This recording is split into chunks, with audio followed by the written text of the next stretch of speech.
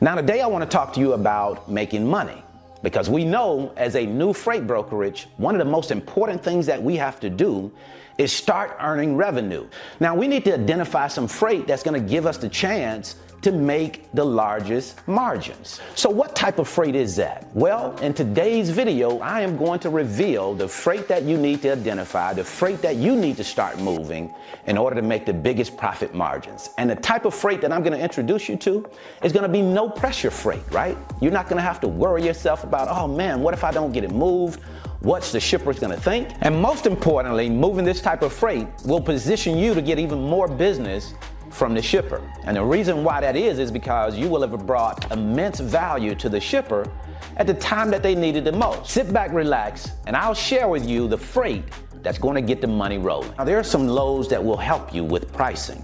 It'll take the pressure off of you so you won't have to be so price conscious. You don't have to go in thinking right off the top, hey, I got to cut price. The type of freight I'm referencing is last minute freight. What is last minute freight?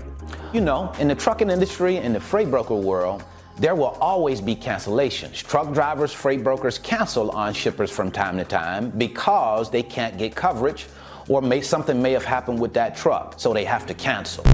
Now the shipper is holding the bag and they need someone to help them out of the jam that they're in.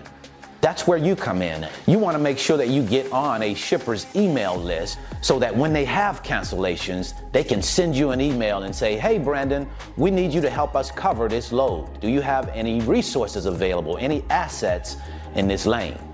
And that's the perfect time for you, right? Because that shipper needs you now. That shipper is in a position where they have a load and they still have to get that load to the customer.